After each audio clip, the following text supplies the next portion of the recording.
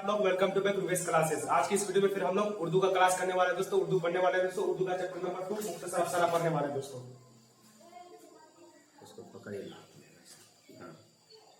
सो दोस्तों ये क्या है दोस्तों कि मुख्तसर अफसाना उर्दू का चैप्टर नंबर 2 से मुख्तसर अफसाना यहाँ से शुरू होने वाला है दोस्तों। इसलिए आप लोग अपना पढ़ाई को टाइट कर दो दोस्तों, ठीक है। क्या है दोस्तों कि मुख्तसर अफसाना में इसका डिफिनेशन है, इसका मतलब ये नहीं कि इसका मतलब याद करने में आप लोगों को कठिनाई हो दोस्तों। इस तरह से इसको याद रखना कि मुख्तसर का मतलब छोटा होता है। क्या होता है दोस्तों? मुख्तसर का मतलब छोटा और अफसाना का मतलब किस्सा या कहानी। क्या दोस्तों? किस्सा या कहानी।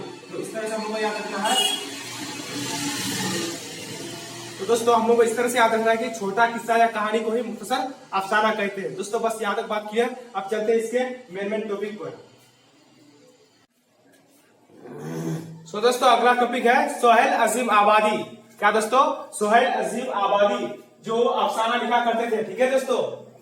सोहेल अजीम आबादी का सलाम सैयद मुजीबुर रहमान याद करते थे दोस्तों। सोहेल अजीम आबादी का सलाम सैयद मुजीबुर रहमान। और क्या तखल्लुस करते थे?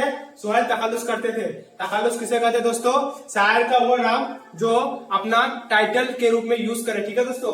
जैसे कि सोहेल अजीम आबादी यूज किया करते थे सोहेल, उसी तरह से मिर्जा गालिब यूज किया करते थे गालिब। उसी तरीके से तरह तरह के दोस्तों हर एक आदमी अपना टाइटल यूज किया करते थे। उसी तरीके से दोस्तों हम इसकी आगे जानते हैं कि पैदाइश और इंतकाल कब हुआ।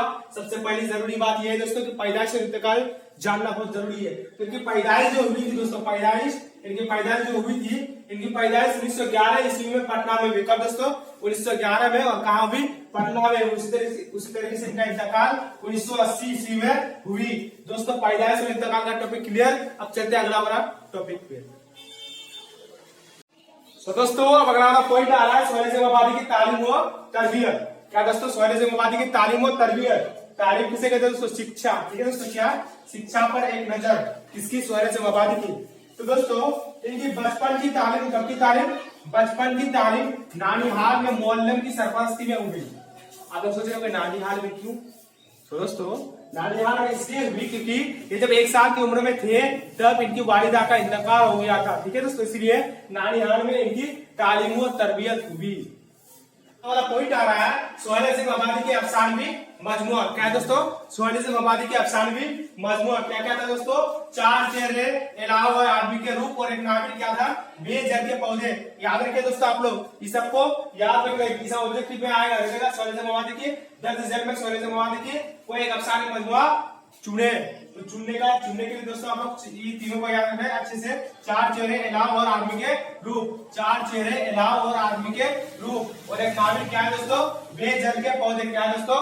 बेजल के पौधे। इन मजमुओं के अलावा सोहेल अजीम आबादी के अफसानवी मजमुओं की तादाद 125 तक पहुंची। कितनी तक? 125 तक, ठीक है दोस्तों। आज का वीडियो तक समाप्त होता है दोस्तों। फिर मिलेंगे नेक्स्ट वीडियो में, तब तक के लिए जय हिंद।